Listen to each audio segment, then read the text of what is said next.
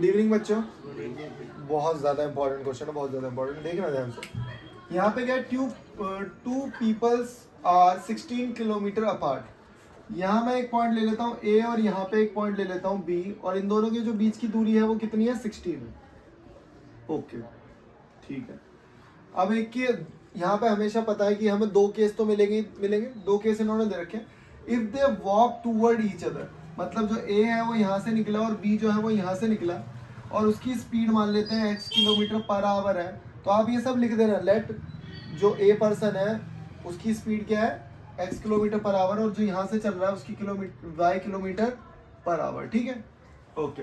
If they walk toward each other with different speed, हमने दोनों की स्पीड अलग ले ली है, they will meet in 2 hours, ये 2 घंटे में मिल जाता है। और ऑफ कोर्स सी बात है, रिलेटिव स्पीड बोलते हैं इसे। क्या बोलते हैं इसे, रिलेटिव स्पीड। तो कितने घंटे में मिल जाते हैं, 2 घंटे में। ओके अच्छा, रिलेटिव स्पीड वाला कंसेप्ट समझ लो बच्चों। एक बात बताओ, जब आप अपने घर से निकले, सेम टाइम हो रहा है, तनिष्क और मैं निकले, तो मैंने बोला निकल जा भाई, वो अपने घर से निकला, मैं अपने घर से निकला, ठीक है, और हम 12 बजे निकले, वो तू भी कुछ स्पीड से आ रहा है, मैं भी कुछ स्पीड से आ रहा हूँ, तो हम जल्दी मिलेंगे ना, एज कम्पेयर टू तू वहीं घर खड़ा रहा है और मैं तेरे घर आ रहा हूँ। तू अगर वहीं पे खड़ा हुआ है, अपने घर पे ही है, और मेरे को तो ज़्यादा टाइम लग जाएगा ना फिर। अभी क्या है, वहाँ से तू भी आ रहा है और मैं भी आ रहा हूँ, तो दोनों की स्पीड ऐड हो रही है। तो जब सेम डायरेक्शन में होते हैं तो स्पीड कम हो जाएगी, सेम डायरेक्शन में स्पीड कम हो जाएगी। अब सुन लो, सेम डायरेक्शन का मतलब क्या है। ए पॉइंट से स्टार्ट हो रहे हैं, कोई ए पर्सन है और कोई बी पर्सन है, कोई ए पर्सन है और कोई बी पर्सन है, ठीक है। और मैंने बोला है ये इसको मीटिंग टाइम है। मीटिंग टाइम यहाँ पे कंसेप्ट जो स्टार्ट होता है वो मीटिंग टाइम का स्टार्ट होता है। इसकी कुछ स्पीड है x और इसकी कुछ स्पीड है y, और मैं ये बता दे रहा हूँ आपको, x की जो स्पीड है वो ज़्यादा है y से। x की स्पीड जो है वो ज़्यादा है, और यहाँ पे ना कुछ दे देंगे कि ये ना x जो है वो y से ना कुछ किलोमीटर पहले से आगे है। इन दोनों के बीच की दूरी दे देंगे, कितनी है दूरी, 16 दे दी। अब कॉमन सेंस लगाओ, ये भी भग रहा है, ये भी भग रहा है ना, भग तो दोनों ही रहे, लेकिन x की स्पीड ज्यादा है तो कभी ना कभी तो वो उसे कैच करेगा, समझा, कभी ना कभी तो वो उसे कैच करेगा, लेकिन टाइम बहुत लगेगा। क्यों, क्योंकि दोनों जा रहे हैं सेम डायरेक्शन में। अगर दोनों एक सेम डायरेक्शन में ना जाके दोनों अपोजिट डायरेक्शन में होते तो जल्दी मिल जाएंगे। तो इतना याद रखना है कि जब अपोजिट डायरेक्शन में जाएंगे तो जल्दी मिलेंगे, और सेम डायरेक्शन में जाएंगे तो लेट मिलेंगे। तो याद कैसे रखोगे, ऐसे भी याद कर सकते हो कि अपोजिट डायरेक्शन में है तो रिलेटिव स्पीड जो होती है वो प्लस हो जाती है, और सेम डायरेक्शन में है तो रिलेटिव स्पीड क्या हो जाती है, माइनस हो जाती है। ठीक है, ओके। तो अब मैं तुम्हें क्वेश्चन करवाता हूँ, ध्यान से समझना। जब वो सेम अपोजिट डायरेक्शन में जा रहे हैं तो उन्हें 2 घंटे लग रहे हैं भाई मिलने में, तो मैं लिखूंगा स्पीड का फॉर्मूला डिस्टेंस अपॉन टाइम। ठीक है, स्पीड क्या है हमारी, ना रिलेटिव स्पीड। अभी क्या है, अपोजिट डायरेक्शन में है ना, तो x प्लस वाई हो जाएगी स्पीड, और टाइम 2 घंटे। टाइम कितना है, 2 घंटे। तो x प्लस वाई कितना आ गया, 8 आ गया, इक्वेशन 1। वही फॉर्मूला लिखूंगा, speed is equal to distance upon time. अब यहाँ पे क्या लिखा है, had they walked in same direction. अगर वो सेम डायरेक्शन में जाते तो मैंने आपको क्या बताया भाई, सेम डायरेक्शन में स्पीड क्या होगी, x माइनस वाई। ठीक है, डिस्टेंस कितनी है, वही है। अब इसे लग रहे हैं 8 घंटे। अब कितने घंटे लग रहे हैं, 8 घंटे। तो x माइनस वाई की वैल्यू 2। अब ये तो बचपन में करा ही था, x प्लस वाई बराबर 8, x माइनस वाई बराबर 2, x और x 2x, 10, x कितना आ गया, 5 को इधर रख दो, 3 आ गया भाई। अब देखो भाई, इसको मैं और तरीके से भी करा सकता हूँ, इसे मैं और तरीके से भी करा सकता हूँ, लेकिन आपको यही तरीका सीखना है रिलेटिव मोशन का। ये जो यहाँ पे स्पीड लिखी है ना भाई, मैंने रिलेटिव स्पीड लिखी है, इसे क्या कहते हैं, रिलेटिव स्पीड। ठीक है, अब बताओ, ये वाला क्वेश्चन एग्जाम में आया हुआ है, ये वाला जो क्वेश्चन है ये एग्जाम में आया हुआ है, लेकिन इस बार 2 नंबर का आया था, हो सकता है 3 नंबर का आ जाए, 4 नंबर का आ जाए। दूसरा तरीका मैं नहीं बता रहा क्योंकि कंफ्यूज हो गया। ठीक है, अब अब ये बहुत अच्छा क्वेश्चन है। सबसे पहले क्वेश्चन जब देखते हो वीडियो में तो उसको एक बार पॉज करो, फिर खुद ट्राई करो। एक्चुअली वीडियो में थोड़ी क्यूरियोसिटी रहती है कि भाई अभी छोड़ना, कौन ट्राई करेगा, खुद ही कर लो, लेकिन फिर भी मैं आपको बता रहा हूँ कि खुद ट्राई करा करो पहली बार, ठीक है। और ध्यान से देखना, a train travels at a certain average speed for a distance of 54 kilometre and then travel a certain distance at a 63 kilometre at average speed, ठीक है। अब यहाँ पे दो डिस्टेंस दिख रही है मुझे, आपने क्वेश्चन पढ़ा करो, उसको समझा करो। इसी टाइप के क्वेश्चन आएंगे, इससे ज़्यादा टफ नहीं आएंगे। बस इसमें ये पता लगे चैप्टर 3 से चैप्टर 4 से पता नहीं लगेगा हमें कौन सा, बस इतना याद रखना। अब ध्यान से देखो, एक बार क्या हुआ कि पहले जो डिस्टेंस मुझे ट्रेवल करनी है वो कितनी है 54 किलोमीटर, और दूसरी वाली जो डिस्टेंस है वो कितनी है 63 किलोमीटर। ये जो ट्रेवल मैं कर रहा हूँ ना, ये ट्रैवल मैं किसी स्पीड से कर रहा हूँ, मुझे पता ही नहीं किसी स्पीड से, मान लेते हैं x से कर रहा हूँ। ये किसी स्पीड से कर रहा हूँ मैं x से कर रहा हूँ। अब आपकी मर्जी है, या आप इसे y मान लो, या इसने कुछ रिलेशन दे रखा होगा। अब देखो क्या दे रखा है 6 kilometre more than the first speed. ये तो इसने x से ट्रैवल कर ली, x किलोमीटर पर आवर से ट्रैवल कर ली इसने। अब जो ये वाली कितनी है 6 किलोमीटर x प्लस 6, उसने बोला average speed of 6 kilometre per our more than the first speed. मतलब इस वाली जो स्पीड है, जो भी आपने इसको लेट किया, उससे 6 ज्यादा है। इसका मतलब ये कितनी हो गई x plus 6 kilometre per hour, ठीक है। टोटल कंप्लीट जर्नी जो भी हमने ट्रैवल करी, उसमें कितने घंटे लग गए, उसमें 3 घंटे लग गए। पर कभी कभार ये जाने का आने का वो भी बताता है, गया था इस स्पीड से, आया था इस स्पीड पे, तो इनका टाइम गैप है। टाइम गैप वाले क्वेश्चन भी कराऊंगा, वो भी पेपर में आते हैं। अभी तो टोटल जर्नी बोल रखी है, इसका मतलब जाने और आने का है ना, मतलब जाने का।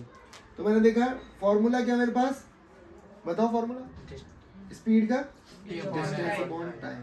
लेकिन यहाँ पे रिलेशन जो है वो टाइम का है, मतलब मुझे टोटल टाइम दे रखा है। मुझे क्या दे रखा है, टोटल टाइम दे रखा है।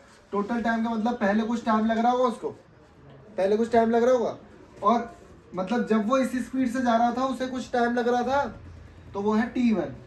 और जब उसने स्पीड बढ़ा ली तो उसे कोई टाइम लग रहा, वो है t2, और दोनों मिला के हैं 3 घंटे। तो अब मैं ना टाइम के ही रिलेशन निकालना होता है इसमें। टाइम का रिलेशन मतलब टाइम को रखो इधर, स्पीड को लाओ नीचे, तो ये हो गया t1। बताओ डिस्टेंस कितनी है 54, स्पीड कितनी है x, तो यहाँ हो गया 54/x। t2 कैसे निकालूंगा, बताओ डिस्टेंस कितनी है 63, और यहाँ पे क्या लिखूं x plus 6 plus 63 x plus 6 is equal to 3। अब बताओ पहला स्टेप क्या करोगे। अब तो क्वाड्रेटिक इक्वेशन बनेगी, अभी भी बहुत कॉम्प्लेक्स लग रहा है मुझे, टफ लग रहा है। क्रॉस मल्टीप्लाई कर दो।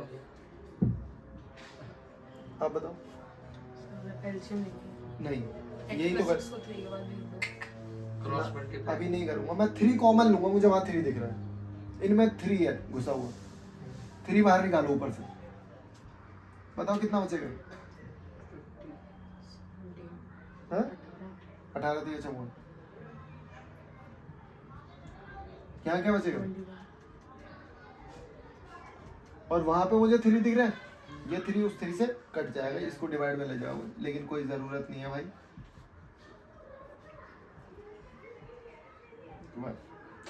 अब कर दो क्रॉस, अब ये आ जाएगा 18x प्लस 6 21x, और नीचे आ जाएगा हमारा x प्लस 6,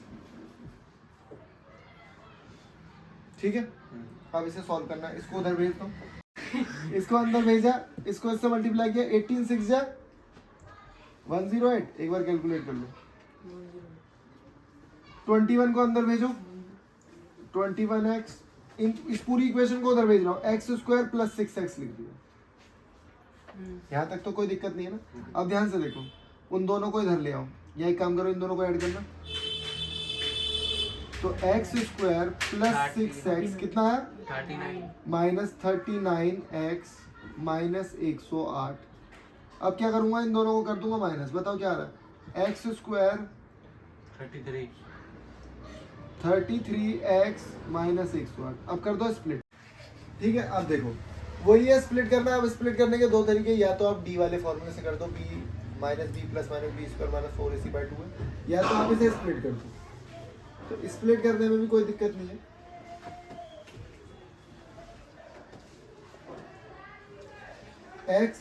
x माइनस बताओ 36 बहुत बढ़िया। 3 प्लस x माइनस 36 तो x माइनस 36 एक वैल्यू आ गई मेरी प्लस 3 और x प्लस 3 आ गई। प्लस 3 वाले को नेगलेक्ट कर दूंगा, x की वैल्यू आ गई 36। ये हो गई मेरी ओरिजिनल स्पीड। ठीक है, ओरिजिनल फर्स्ट वाले की स्पीड मुझे अगर पूछ लेता ना सेकंड वाले की स्पीड बताओ तो मुझे 6 जोड़नी पड़ती इसमें, तो हो जाती 42। ठीक है, अब देखो कई बच्चों को डाउट रहता है कि अप स्ट्रीम वाले डाउन स्ट्रीम वाले क्वेश्चन आ रहे हैं या नहीं आ रहे, लेकिन इस तरीके से क्वेश्चन बिल्कुल आ सकता है। अप स्ट्रीम डाउन स्ट्रीम का कंसेप्ट आपको आना चाहिए, ये कोई बहुत टफ कंसेप्ट नहीं है। तो आपको बस इतना समझना बेटा कि अप स्ट्रीम क्या होता है। वैसे मैंने इस पर एक अलग से लेक्चर बनाया हुआ ऑलरेडी। अगर दोनों डायरेक्शन नाव की सेम है, पानी बह रहा है, पानी भी उसी डायरेक्शन में बह रहा है जिस डायरेक्शन में नाव जा रही है, तो नाव थोड़ी सी डिप हो जाती है। नाव क्या हो जाती है? डिप हो जाती है, और उसे कहते हैं डाउन स्ट्रीम। डाउन हो गई ना नाव तो अच्छा मुझे ये बताओ, जब नाव डाउन हो गई और पानी और दोनों नाव एक डायरेक्शन में जा रहे हैं तो स्पीड तेज होगी या कम हो जाएगी? तेज हो जाएगी। तो आप याद रखोगे कि स्पीड डाउन स्ट्रीम में क्या हो जाती है? तेज हो जाती है, x प्लस वाई हो जाती है, जो भी स्पीड है उसकी। ठीक है, और ठीक है, अगर नाव अपोजिट डायरेक्शन में जा रही है, नाव इधर जा रही है, पानी इधर बह रहा है, ठीक है, तो धीरे हो जाएगी। तो इसे कहते हैं अप स्ट्रीम, क्योंकि नाव ना जब पानी उधर से आ रहा है नाव उधर से जा रही है तो नाव ना खड़ी हो जाती है, ऊपर हो जाती है। देखा होगा ना आपने? हाँ। तो स्पीड इन अप स्ट्रीम क्या हो जाती है? x माइनस वाई हो जाएगी। अब यहाँ पे क्या बोला इन्होंने कि भाई ये मोटर बोट है whose speed is 18 kilometre per hour in still water. ये मैंने दो क्या लिखे हैं? ये मैंने लिखी है स्पीड ऑफ वाटर, यहाँ पे देख लो, या तो स्पीड ऑफ बोट ले लो आप। ये जो x लिखा है ना ये स्पीड ऑफ बोट है, और ये क्या है? प्लस क्या हुआ? पानी की speed, speed of water, speed of water. अब यहाँ पे क्या है ना, पहले तो मैं इक्वेशन बनाऊंगा। ओके, एक बार वो डाउन स्ट्रीम में जा रही है और एक बार अप स्ट्रीम में जा रही है, तो क्या फर्क आ रहा है? 1 घंटे का फर्क आ रहा है। आप बताओ, खुद बताओ, जब आप नाव के बहाव के साथ जाओगे, पानी के बहाव के साथ जाओगे, और वापसी में तो बहाव मिलेगा नहीं, वापसी में तो अपोजिट आना पड़ेगा, तो जाने और आने में तो टाइम का अंतर आएगा। जाओगे जब जल्दी पहुंच जाओगे, आओगे तो लेट पहुंचोगे। तो उन्होंने बोला 1 घंटे का फर्क आ रहा है। कितने घंटे का फर्क आ रहा है? 1 घंटे का फर्क आ रहा है। और कितना जाना है? 24 किलोमीटर जाना है मुझे। तो वही मैंने बताया टाइम का गैप है इसमें। क्या है? टाइम का गैप है। पहले कुछ टाइम लग रहा होगा, टाइम 1, टाइम 2, और 1 घंटे का फर्क है। अब मुझे बस ये बता दो बेटा, दोनों में से जाने में किस में टाइम ज्यादा लगेगा? अप स्ट्रीम में टाइम ज्यादा लगेगा। तो अप स्ट्रीम का टाइम होता है ज्यादा, डाउन स्ट्रीम का टाइम होता है कम।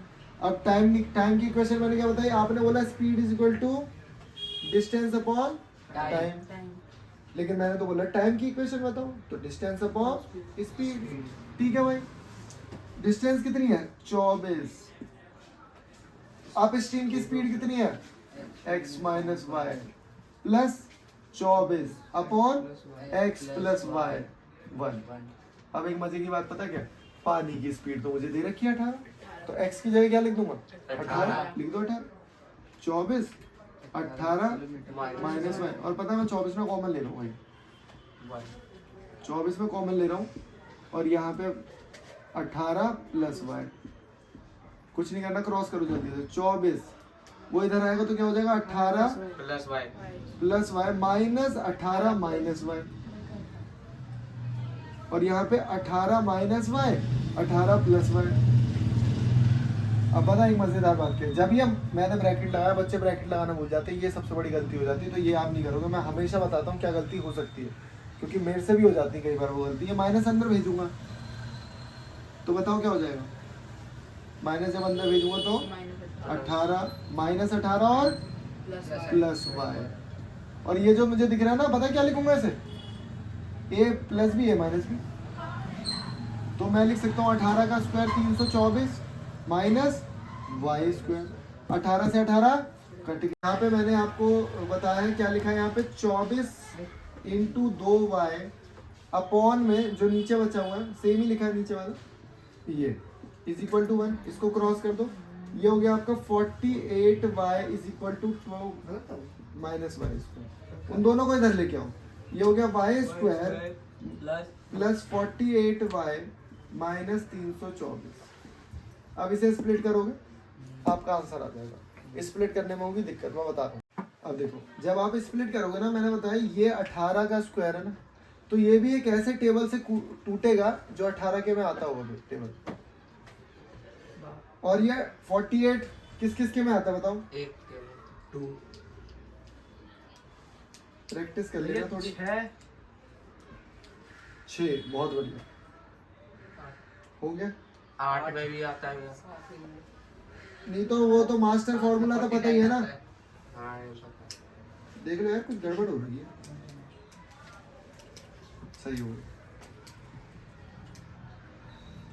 तो y की वैल्यू कितनी आ गई? 6